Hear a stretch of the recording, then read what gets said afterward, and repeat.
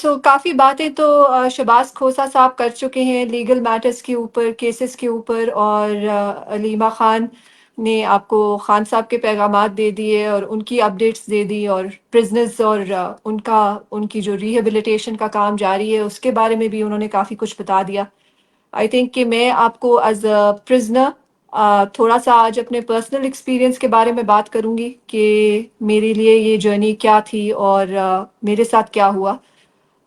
اس سے آپ لوگوں کو ابھی بھی کئی خواتین، 3-4 خواتین ابھی بھی جیل کے اندر ہیں، اور obviously there were around 74 women who went to prison to Kot Lakhpat jail, and ماشاءاللہ سے all of them are out now on bail۔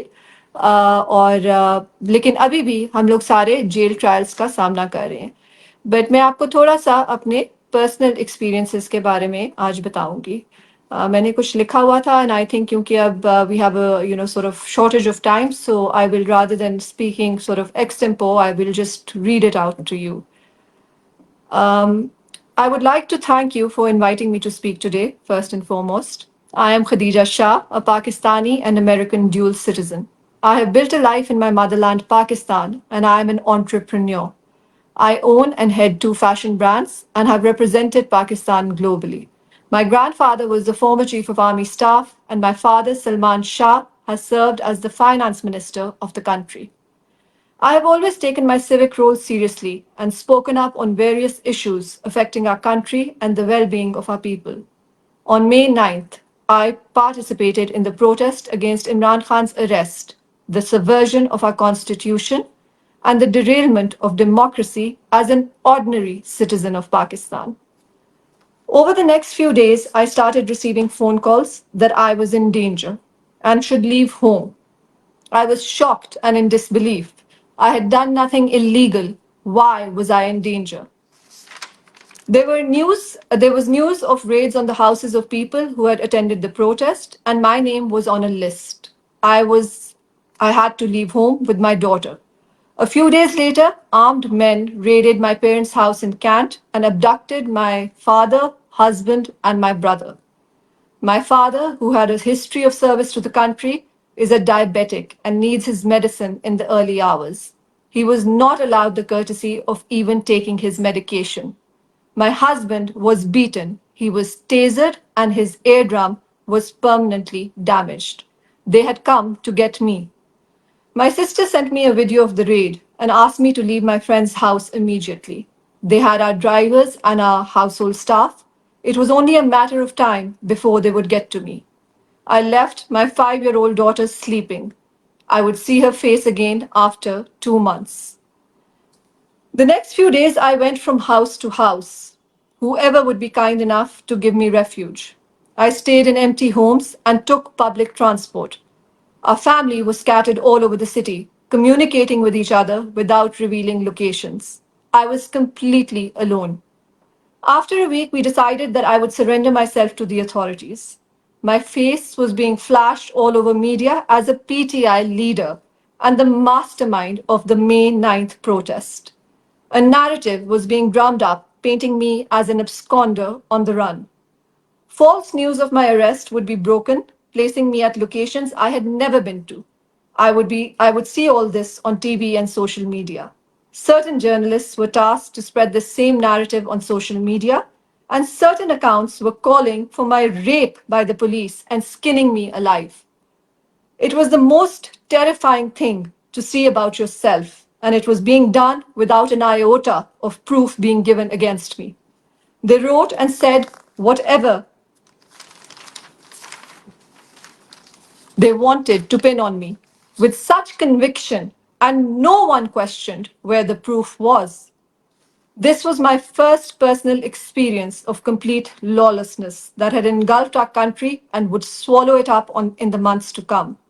My husband was still in jail without any charges, and they refused to let him go till I handed myself over. My family was shattered and scattered. My friends' homes were being raided. Their staff was getting beaten and brutalized. I decided to surrender. I still believed against my instinct that because I was innocent and there was no proof, the courts of justice would release me. As I drove in a rickshaw to the CCPO office, Every instinct of mine told me the grave danger I was in. There were several points at which I thought, just stop, get out of this vehicle and run far away. Those tweets of propaganda and political accounts asking for my rape and skinning me alive flashed in my head. I just told myself, whatever would happen, Allah would give me the courage to bear it. I numbed my mind as I would 7 months later on the journey to Balochistan. I surrendered, and I was thrown into a dirty cell in Lytton police station with street criminals. The next morning, I was presented like a terrorist with a black shroud over my head at the ATC, and the judge sent me to KL jail, Lahore. That's Kotlakpat jail. I would remain there for the next 7 months. In these 7 months, I saw our judicial system exposed to its rotten core. There was no law, no process, and no justice.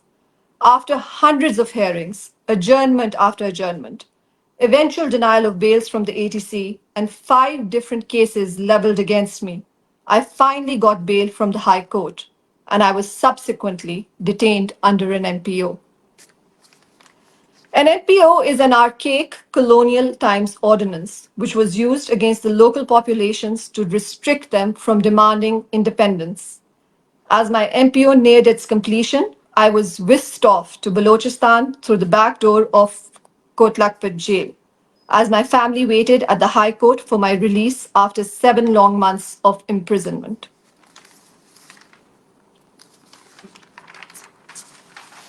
The order for me to be taken to Balochistan was sanctioned by an ATC judge. There was no consideration of the merit of this ludicrous demand. No consideration that I was a woman who had already suffered illegal incarceration for 7 months without proof or conviction. No consideration of what would happen to me and where they would be taking me. I was put in a Vigo with heavy police contingents and driven to Balochistan on an 18-hour-long journey on the most dangerous route in Pakistan. A route where there are almost daily attacks on police and law enforcement agencies. My life and the lives of those tasked to take me were put on stake, as if we were animals and mere statistics. I was kept in a basement in a detention center in Balochistan. I was in police remand for 17 days. The charge against me was leading and instigating the protests in Balochistan. The Honorable Judge of the Balochistan High Court, like all sane individuals, found this to be laughable. The police, even after 17 days, were unable to produce any credible evidence against me. I was finally released on the 27th of December and headed back with my family to Lahore. Up until 9th May, I had led a life of privilege. I never had a brush with law or the legal system. I was outspoken on political matters as a student of politics and a concerned citizen. But I had no idea about the extent of our institutional and systemic deformity. I was brought up by my grandfather, the former chief of the army, and I had seen the leadership of the political parties closely. It is alarming that those same politicians who would flock to my grandfather asking for his intervention and support to bring them into power are still dominating the political landscape 30 years later.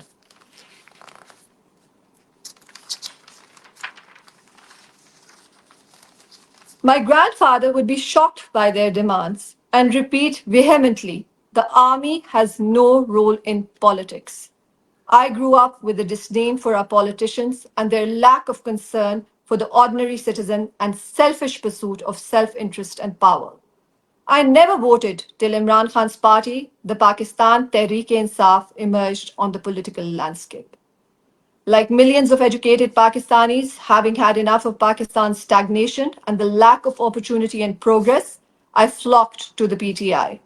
Here was a leader who made our country win the World Cup, built the first cancer hospital of Pakistan, and had an untarnished record of financial integrity. He stood in stark contrast to our traditional politicians who had only become richer as Pakistanis became poorer over the last 7 decades. Imran Khan's government wasn't perfect, but he held the people of Pakistan close to his heart. and his greatest initiatives targeted to help the most underprivileged and bring ease to their lives. The PTI performance in KP was unparalleled. However, just 3.5 years in, he was ousted by the vote of no confidence, blatantly and visibly orchestrated. His MPs were bribed, collected in the Sindh House, and made to vote against him. Murderers of Nazim Jokio were flown in from Dubai to vote against him. Jailed leaders were escorted to the parliament to vote against him. Pakistanis watched shell-shocked as our fragile democracy was turned into a joke and ripped into shreds. We all know what ensued after. In order for Pakistan to thrive and flourish, we must strive for true democracy, for rule of law and the independence of institutions, for each institution to operate within the ambit of its constitutional provision. There is no country in the world that has advanced under military rule, no matter how well intentioned the rulers may be. It is up to the people to elect their representatives and to hold them accountable. The people will always vote for their betterment in a democracy, and in the betterment of the people lies the progress of the nation state and all the institutions within it. Today, lawlessness is unprecedented. Hundreds of innocent people like myself face jail trials even after having been imprisoned for months without conviction. If there had been any law, we would have been charged, given bail as is our constitutional right, tried and convicted or set free based on evidence. This process was fully subverted. We saw rampant political persecution take place in the guise of establishing law and order. Homes were raided without warrants, families were ripped apart, women were thrown into prisons, people were forced to denounce their political allegiance, loyalists of a particular party were forced into hiding or imprisoned, unable to campaign and submit nomination papers for election, and so on and so forth. This is a path to destruction. A country that does not have democracy, rule of law, and an impartial system of justice cannot hope to achieve stability or prosperity. Today, millions of Pakistanis are trying to leave Pakistan. Businesses are shutting down, capital flight is taking place, and there is no investment on the horizon. The Chinese, the Saudis, the UAE, and the US are inching away from us. Pakistan is the fifth most populous country in the world, and it is one of the poorest countries in the world. We are ranked 164 out of 193 countries on the Human Development Index. After 32 years of military rule and 45 years of hybrid democracy, Pakistan falls under the low human development category, lower than other South Asian countries, including India, Nepal, Bangladesh, and Sri Lanka. Pakistan's GDP per capita stands at $5 a day, which is in stark contrast to the average per capita income of developed countries, which stands at an average of $210 per day. The literacy rate recorded in Pakistan is 59%, while the global literacy rate is above 86%. In Pakistan, a staggering 22 million children between the ages of 5 and 16 are out of school. It is our collective responsibility to set our country back on track, right the wrongs, make a firm commitment to democracy,